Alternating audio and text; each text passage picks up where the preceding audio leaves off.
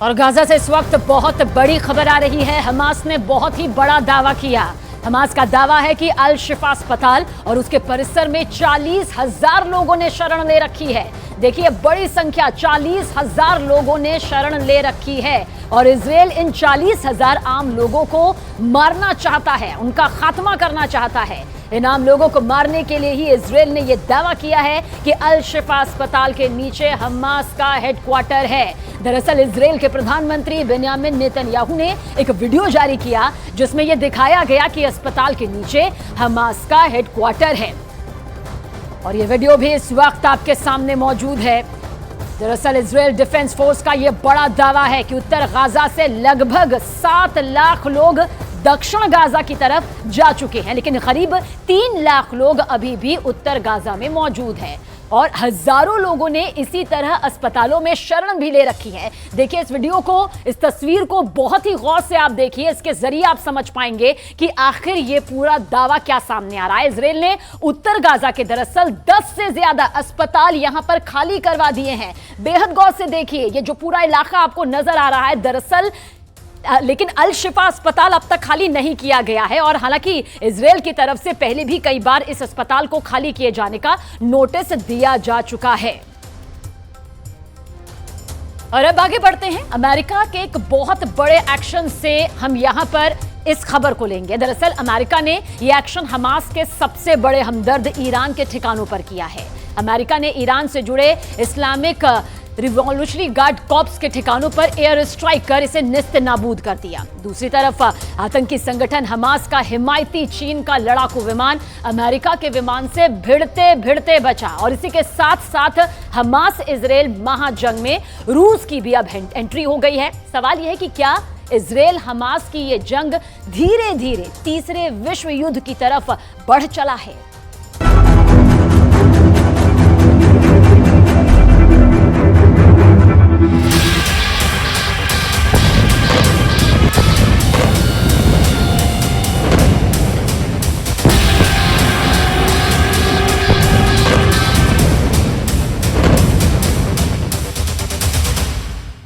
Syria में Iran से जुड़े ठिकानों पर अमेरिका का हवाई हमले के बाद एक साथ दो ठिकाने खाक में मिल गए। इजराइल हमास युद्ध के बीच अमेरिका के इस हमले से ईरान और अमेरिका में ठन गई है। युद्ध का नया मोर्चा खुल गया है।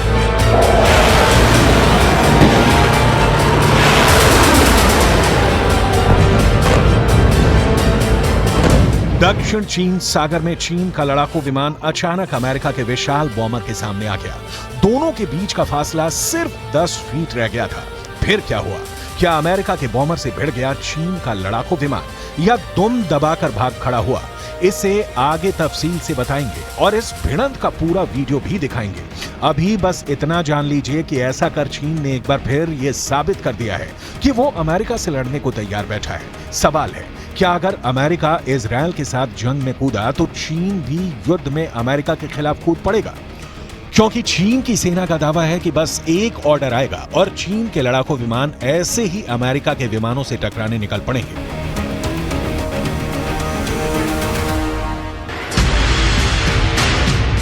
हमास का एक प्रतिनिधिमंडल गुरुवार को ईरान के विदेश मंत्री के साथ रूस पहुंचा।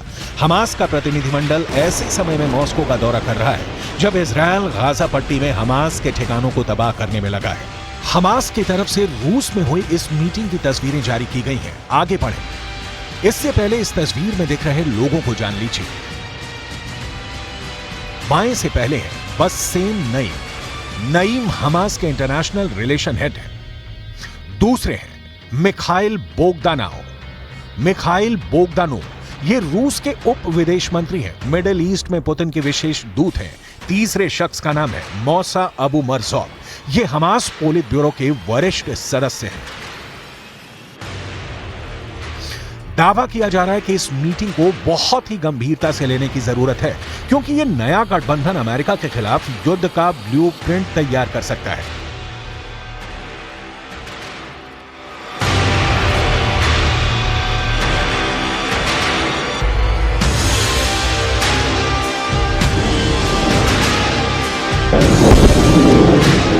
रूस, ईरान और हमास अगर एक साथ मिलकर अमेरिका के ठिकानों पर हमला करते हैं तो अमेरिका के पलटवार से विश्व युद्ध शुरू हो सकता है, क्योंकि मिडिल ईस्ट में मौजूद अपने ठिकानों पर हो रहे हमलों का बदला अमेरिका कैसे लेता है, इसकी एक झलक अमेरिका के इन हवाई हमलों में मिलती है। अमेरिका का पहला हवाई हमला, अमेरिका का दूसरा हवाई हमला,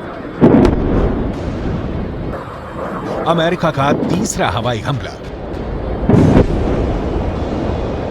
अमेरिका ने ऐसे लिया है अपने सैनिकों पर हमले का बदला। अमेरिकी लड़ाकू विमानों ने सीरिया में ईरान समर्थित 2 मिलिशिया ठिकानों पर बमबारी कर युद्ध का एक नया मोर्चा खोल दिया है।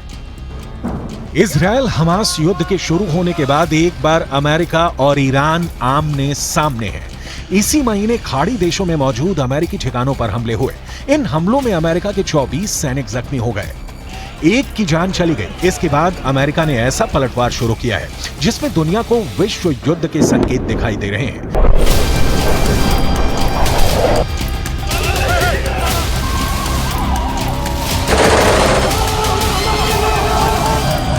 सीरिया और इराक में मौजूद ईरान समर्थित मिलिशिया पर हमला करके अमेरिका ने ईरान को बहुत ही बड़ा संदेश दिया है। अमेरिकी रक्षा सचिव लॉयड ऑस्टिन ने कहा है कि संयुक्त राज्य अमेरिका संघर्ष नहीं चाहता है और आगे की शत्रुता में शामिल होने का उसका कोई इरादा नहीं है, लेकिन अमेरिका की सेना के खिलाफ ये ईरानी समर्थित हमले अस्वीकार्य हैं और इन्हें रोका जाना चाहिए। ईरान अपना हाथ छिपाना चाहता है और हमारी सेनाओं के खिलाफ इन हमले में अपनी भूमिका से इनकार करना चाहता है।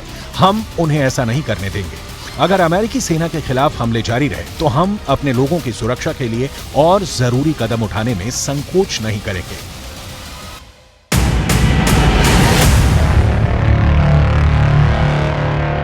वरिष्ठ अमेरिकी सैन्य अधिकारियों के मुताबिक अमेरिका ने इस हमले को अपने 2 F-16 लड़ाकू विमानों से अंजाम दिया है।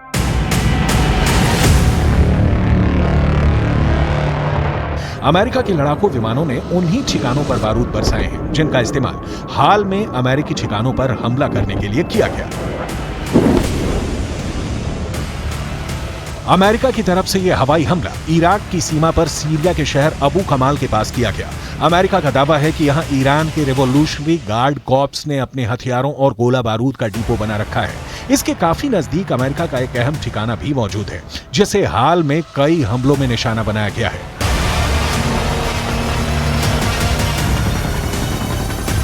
इजरायल हमास युद्ध के फैसले के बाद मिडिल ईस्ट में तैनात अमेरिकी सेना पर हमलों की वारदात बढ़ गई है। अगर अमेरिका मिडिल ईस्ट में ऐसे ही हवाई हमले पर उतर गया तो पूरा खाड़ी धधक उठेगा।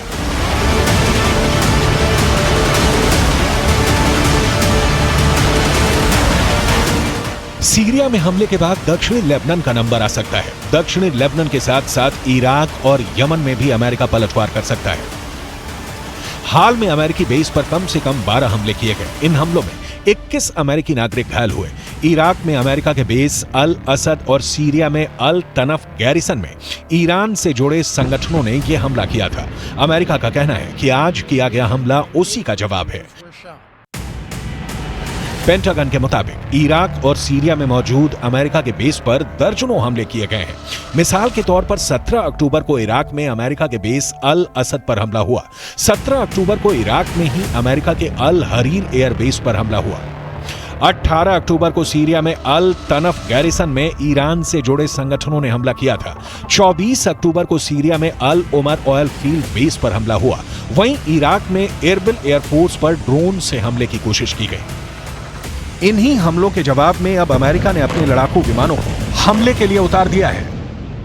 हमले का असर ईरान की बौखलाहट में साफ साफ नजर आया। वहीं तनाव का तीसरा एपिसेंटर दक्षिण चीन सागर बना, जहां अमेरिका और चीन के लड़ाकू विमान भिड़ते भिड़ते बचे। अमेरिका का दावा है कि चीन का विमान J-11 अमेरिकी विमान से टकराते टकराते बचा। इस भिड़ंत के वीडियो को जारी कर अमेरिका ने कड़ी आपत्ति जताई है। इस वीडियो में साफ तौर पर दिख रहा है कि किस तरह से चीनी विमान पीछे से आकर अमेरिका के B-52 के करीब पहुंच जाता है। चीन का लड़ाकू जेट B-52 बम वर्षक विमान के 10 फीट से भी ज्यादा करीब आ गया था। चीन के लड़ाकू पायलट की ऐसी हरकतों की वजह से दोनों ही जहाज के आपस में टकराने की आशंका बढ़ गई थी। इस करीबी मुठभेड़ को पेंटागन ने आक्रामक करार दिया है।